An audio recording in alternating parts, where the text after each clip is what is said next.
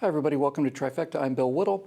And this week from Anne Althouse, we get some subtle but ultimately fascinating news.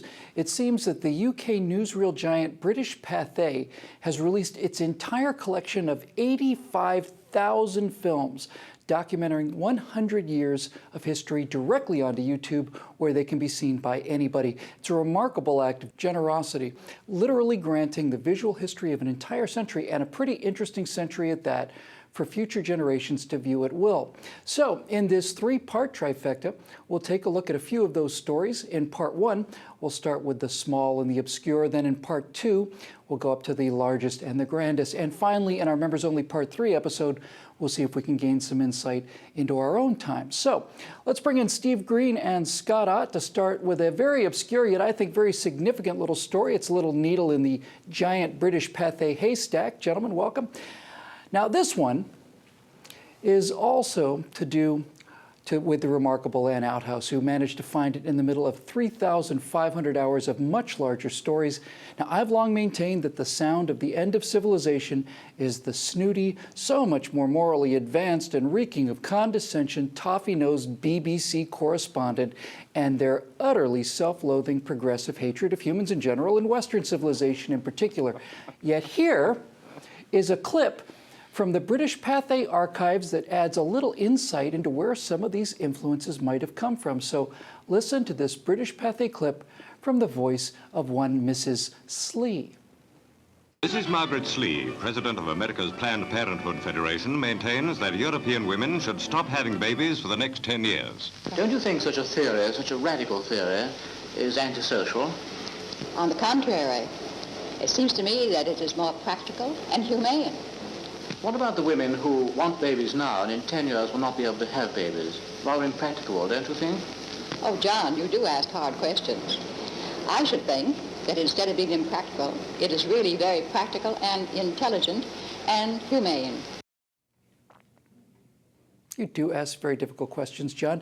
Now, if Mrs. Slee seems a little cold-blooded to you, you might perhaps know Miss Margaret Higgins better from the name of her first husband, who was William Sanger. Scott, you heard Planned Parenthood feminist icon Margaret Sanger tell this decent and concerned British gentleman who was wondering about the emotional effects on women postponing their childbearing years past their ability to have children as the intelligent and the humane thing to do. Not a pip of concern for their emotional well-being, just social engineering to one person's ideal, as cold and as uncaring as from the mouth of a reptile. This is the woman who set the standards for being a woman in the minds of 21st century progressives. I think something went wrong along the way. What do you think, Scott? Well, just in the way she says the word humane. Humane. You know that it's not humane. It's fascinating. For years and years, there have been two messages for Planned Parenthood advocates and the other organizations that do the same thing. One message is for the masses, and that is freedom, liberty for women. That is choice for women, the ability to do what you want with your own body. The other message has been for the fundraising circuit. And the fundraising circuit hears the message of, if those people keep having babies at that rate, they are going to dominate our society and it's going to go down the tubes. You don't want those kind of people replicating like that, do you? How would you like to make a contribution so that we can send out the message that women have a right to choose what they do with their own body? Yeah, she's not a sterling character, this Margaret Sanger. Steve, this one's a little up your alley, because this interests me because what this marvelous British broadcaster had to say next. Listen to this. Like I said, I think this one's just a slow pitch right down the middle for you. But Mrs. Slee, in this country, having babies is the only thing left which is both unrationed and untaxed. Do you think we really ought to stop? Well, I suppose a subject like that is really so personal that it's entirely up to the parents to decide. But from my view, I believe that there should be no more babies. Steve, even in 1947, having babies in England was about the only thing not rationed or taxed. This Margaret Sanger Slee sure was the patron saint of humanity, empathy, and just plain fun, wasn't she? You know, you don't have to be further to the right of me as no exceptions at all for anything pro-life advocate to say that Margaret Sanger is evil.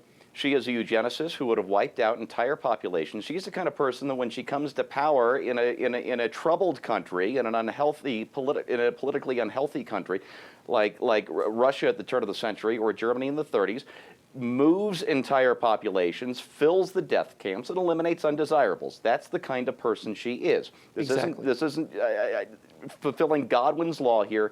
That's the kind of person she is in her own words. But let me speak, though, to the broader point here, to what British Pathé, I think, as a company, is doing here. I collect old maps and old atlases. I love them because you're seeing history as it was seen then. Well, with these newsreels, you are watching history as news. You're seeing it as our fathers, our grandfathers, our great-grandfathers saw it in the movie theaters just days, weeks, months after it was happening. History as news. What a brilliant thing this archive is. I'm getting on YouTube just as soon as we're done taping here, and I may never come out again. No, it's spectacular. But back to Margaret Sanger for a moment, because this cold-blooded, mean-spirited, and frankly racist, bloodless busybody went on to become the polar star not only of the feminist movement, but the entire humanity-hating, self-hating progressive left that has so withered and poisoned Western intellectual thought. Sometimes you just need to see it at its source. So thanks, British Pathé. In part 2, we'll take a look at a more hopeful case. For PJTV, I'm Bill Whittle.